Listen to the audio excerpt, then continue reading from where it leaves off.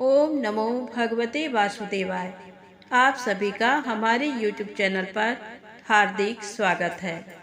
आज सुने श्रीमद् भागवत महापुराण में आगे की कथा। आज की कथा में आप जानेंगे श्री कृष्ण का गौलोक गमन, परीक्षित द्वारा कलयुग के वास स्थान का निरूपण, परीक्षित का समीक ऋषि के आश्रम में जाना और मरा हुआ सर्प ऋषि के गले में डालना। तो आइए कथा को शुरू करते हैं। प्रेम से बोले विष्णु भगवान की जय हो। दोस्तों, कथा शुरू करें उससे पहले आप सभी से विनम्र निवेदन है, प्लीज कथा यदि आपको अच्छी लगे तो चैनल को लाइक सब्सक्राइब अवश्य करें और मेरा मनोबल बढ़ाएं। तो आइए कथा को शुरू करते हैं।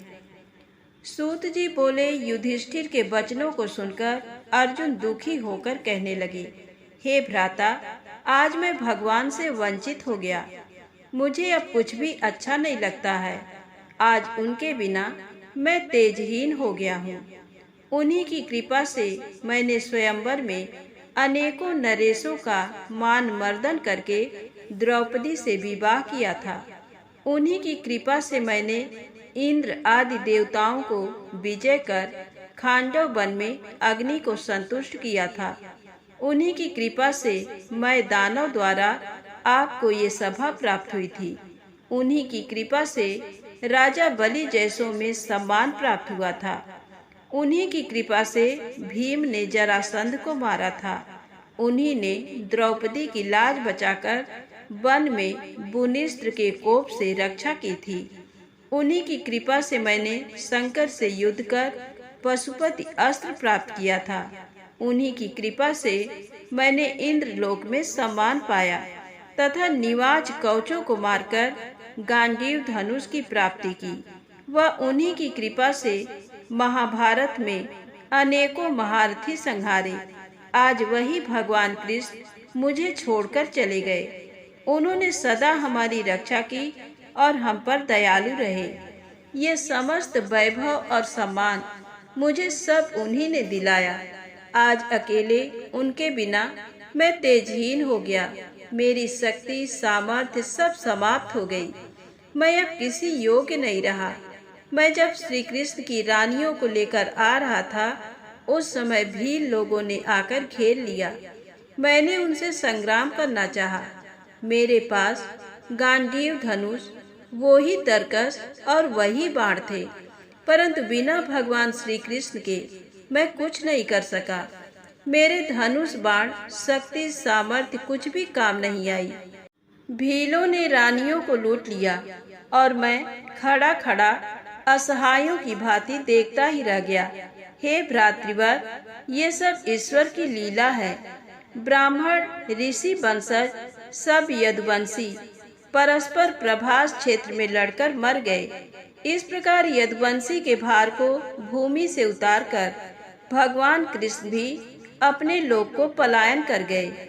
अब यदुवंशी में नाम को 2-4 ही शेष रहे होंगे। मैं अनिरुद्ध पुत्र वज्र को लेकर यहाँ आपके पास आया हूँ। इस प्रकार यदुवंश का संहार और श्री कृष्ण का परम धाम पलायन सुनकर युधिष्ठिर बहुत दुखी हुए और उन्होंने समझ लिया अब कलयुग आ गया है।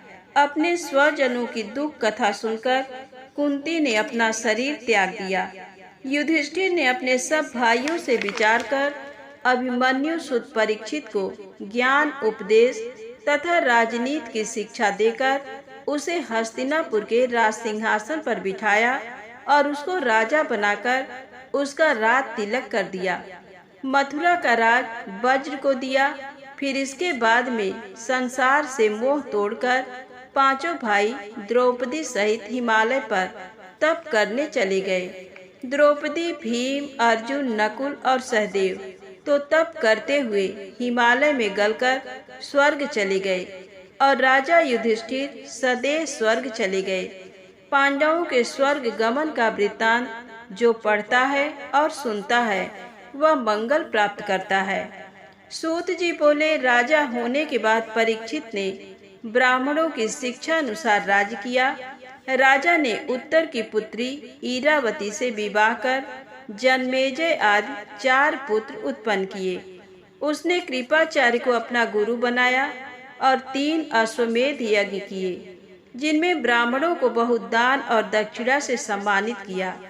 जब राजा परीक्षित दिग्विजय को गया हुआ था तो उसने भद्राश्व, केतुमाल, भारतवर्ष, कुरु, किम पुरुष आदि राजाओं को परास्त किया। राजाओं से भेंट स्वीकार कर उन्होंने अश्वत्थामा और श्री कृष्ण के चरित्र सुने और प्रसन्न होकर हरि चरणों से प्रीति करने लगा। इसके बाद में परीक्षित ने कुरुक्षेत्र को पलायन किए। सूत जी बोले, एक दिन सरस्वती के तट पर परीक्षित ने देखा कि एक शूद्र जो राजाओं का सा वेश धारण किए था, एक बैल और एक गऊ को मार रहा था। ताड़ना के भय से कांपता हुआ बैल एक पांव से घिसटता था। ये दशा देखकर राजा बाण चढ़ा ललकार कर बोला, हे अधर्मी, तू कौन है? मेरे होते अन्याय से इन निर्बलों को मारता है। तू शूद्र मालूम होता है। रे अधम, तू वध के योग्य है। ये कहकर राजा ने बैल से पूछा कि तुम कौन हो? तुम्हारी 3 टांगे कैसे टूट गई? पांडवों से रक्षित भूतल में तू ही एक ऐसा है जिसके शोक से आंसू टपकते हैं। हे गौ माता, अब तू भी रुदन मत कर। जब दुष्टों को दंड देने वाला मैं मौजूद हूँ, तब तुमको कुछ भय नहीं है। हे सौरभे, तू अपने विरूप करने वाले को बतला, मैं उसको यथार्थ दंड दूंगा। बैल ने कहा, हे श्रेष्ठ पुरुष, हम उस मनुष्य को नहीं जानते हैं जिससे क्लेश उत्पन्न होता है। अनेक शास्त्रों के अनेक मत हैं कि आत्मा को सुख दुख देने वाला आत्मा ही है। कोई सुख दुख का कारण दैव को मानते हैं। हे राजर्ष, कितने ही कहते हैं कि परमेश्वर सुख दुख का कारण है। इसलिए आप ही अपनी बुद्धि से विचार लीजिए कि सुख दुख का देने वाला कौन है। धर्म के वचन सुनकर राजा का विषाद जाता रहा और उससे बोला, हे धर्मज्ञ, तुम तो धर्म दिखाई देते हो, क्योंकि तुम धर्म की ही चर्चा करते हो। अधर्मी और अधर्म की सूचना करने वाला एक ही जगह है। तुमने कलयुग का नाम इसलिए नहीं लिया कि तुम्हें पाप लगेगा। धर्म के तप, शौच, दया और सत्य आपके ये 4 पांव हैं। इनमें से तप, शौच और दया, इन 3 पांवों को अधर्म ने तोड़ डाला है। केवल सत्य नाम वाला पांव शेष रह गया है। इसी से तुम अपना निर्वाह करते हो, सो इसको भी कलयुग तोड़ना चाहता है।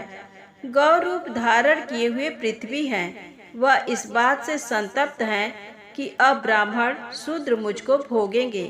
धर्म और पृथ्वी को इस तरह समझाकर कलयुग के मारने के लिए परीक्षित ने तीव्र खड्ग उठाया। कलयुग डर के मारे उसके चरणों में गिर पड़ा। राजा बोला, तू शरण आया है इसलिए भय मत कर, लेकिन तू अधर्म का मित्र है, इसलिए मेरे राज्य से अभी निकल जा। यहाँ धर्म और सत्य ही रहते हैं। ऋषि मुनि यहाँ भगवान का पूजन करते हैं। ऐसे वचनों को सुनकर कलयुग कांप कर राजा से बोला, हे नृप, आप समस्त भूमंडल के राजा हो। वह स्थान कौन सा है जहाँ आपका राज्य न हो? आप मुझे स्थान बता दो, मैं वहाँ रहकर अपना समय बिताकर आपकी आज्ञा का पालन करूँगा। कलयुग की प्रार्थना सुनकर राजा ने आज्ञा दी कि तुम जुआ, मदिरा की दुकान, बेश्या के घर और कसाई के घर, इन 4 स्थानों में रहो। कलयुग ने कहा, ये स्थान थोड़े हैं, इनमें मेरा निर्वाह न होगा। तब राजा ने कहा, मैंने तुम्हारे रहने को 5वां स्थान सुवर्ण दिया। बस सुवर्ण के साथ मिथ्या, मद, काम, रजोगुण और वैर, ये 5 स्थान भी दिए। कलयुग इन 5 स्थानों में रहने लगा। जो मनुष्य संसार में अपना वैभव बढ़ाना चाहे, वो 5 स्थानों का सेवन ना करे। इस प्रकार कलयुग को दंड देकर बैल के जो तप, शौच और दया के 3 पांव टूट गए थे, इनको बढ़ाकर पृथ्वी को संतोष दिया। सूत जी ने कहा, यद्यपि कलयुग का प्रवेश हो गया था, जब तक राजा परीक्षित का राज्य रहा तब तक कली प्रभाव न कर सका। राजा परीक्षित भौरे की तरह सार वस्तु ग्रहण करने वाला था, इसलिए कलयुग से बैर बांधना उचित न समझा, क्योंकि इस कलयुग में मनसा पुण्य होता है परंतु मनसा पाप नहीं होता। पाप तो करने से ही लगता है और पुण्य कर मन में विचारने से हो जाता है। एक दिन राजा परीक्षित शिकार को गए। मृगों के पीछे दौड़ते दौड़ते भूख प्यास से बहुत व्याकुल होकर समीक ऋषि के आश्रम में पहुँचे। वहाँ ऋषि को आंखें बंद किए हुए बैठा देखा। ऋषि ध्यान लगाए थे। उन्हें राजा के आने का कुछ ज्ञान न था। ऋषि से राजा ने जल मांगा। जब राजा को कुछ उत्तर न मिला और न मुनि ने सत्कार ही किया, तब तो राजा बड़ा ही क्रुद्ध हुआ। हे ऋषियों, राजा प्यास से ऐसा पीड़ित था कि उसको उस ब्राह्मण पर अत्यंत क्रोध आया। आश्रम से निकलकर राजा ने एक मरा हुआ सर्प उठाकर उस ऋषि के कंधे पर रखकर अपने नगर की राह ली। समीक ऋषि का श्रृंगी नामक पुत्र बालकों के साथ खेल रहा था।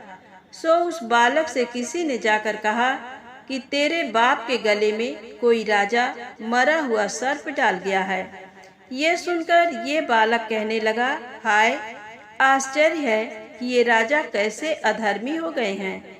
नीच, दुर्बुद्धि, उन्मार्गगामी राजाओं को दंड देने वाले श्री कृष्ण भगवान परम धाम को चले गए। अब इनको डर किसका है? इसी से ये धर्म के सेतु को तोड़कर चलने लगे हैं। इस तरह कहकर क्रोध से लाल आंखें करके कौशिकी नदी का जल हाथ में ले साप दे दिया कि जिसने धर्म की मर्यादा तोड़कर मेरे पिता के गले में मरा हुआ सर्प डाला है, उसे मेरा भेजा हुआ तक्षक आज के 7वें दिन डस लेगा। इस तरह साप देकर वह बालक अपने आश्रम आया और पिता के गले में मरा हुआ सर्प देखकर रोने लगा। तब अपने पुत्र के संतप्त रुदन को सुन समीक ऋषि ने नेत्र खोले। अपने कंधों पर मरा हुआ सर्प देखकर उसे फेंक दिया और पुत्र से पूछने लगे, हे पुत्र, तू क्यों रोता है? ये सुनकर श्रृंगी ने सब वृत्तांत कह सुनाया। राजा को अयोग्य शाप दिया हुआ सुनकर ऋषि कहने लगे, रे अज्ञ, तूने बड़ा गजब किया। ऐसे थोड़े अपराध पर ऐसा भारी दंड तूने दे दिया। राजा मनुष्यों की गिनती में नहीं है। राजा साक्षात विष्णु का स्वरूप होता है। राजा परीक्षित तो साक्षात राजर्षि अश्वमेध यज्ञ करने वाला चक्रवर्ती धर्म का प्रतिपालक है। सो भूख प्यास से यहाँ आया, वह तो सत्कार के योग्य था। समीक ऋषि ने ये सब बातें अपने पुत्र से कही और भगवान से प्रार्थना की, हे भगवान, इस नासमझ बालक ने जो आपके निष्पाप सेवक का अपराध किया है, वह आप क्षमा कर दें। इस प्रकार ऋषि अपने पुत्र के अपराध पर महादुखी हुए। सूत जी बोले, राजा परीक्षित ने घर जाकर सोचा कि मैंने नीच कर्म किया है। वह ऋषि तो निष्पाप है, मैंने उनके गले में सांप लपेटा है। इस कर्म से कोई बड़ी विपत्ति मुझ पर आएगी। मैं चाहता हूँ कि वह विपत्ति मुझ पर शीघ्र आ जाए, जिससे मुझे शिक्षा मिल जाए और मैं फिर कोई ऐसा अपराध न करूं। राजा शोक सागर में निमग्न था। उधर समीक ऋषि ने गौरमुख नामक शिष्य राजा के पास भेजा कि मेरे पुत्र के शाप से 7वें दिन तुमको तक्षक डसेगा, उससे तुम्हारी मृत्यु होगी। राजा तक्षक की विषाग्नि को बहुत उत्तम समझने लगा, क्योंकि वह विरक्ति का कारण होने से मोक्ष का कारण होगी। तदनंतर परीक्षित इस लोक और उस लोक दोनों की वासना छोड़कर श्री कृष्ण के चरणों में चित्त लगाकर व्रत साधन करने के लिए आधी धोती ओढ़ी और आधी पहने सर्वस्व त्याग कर गंगा तट पर जा बैठा।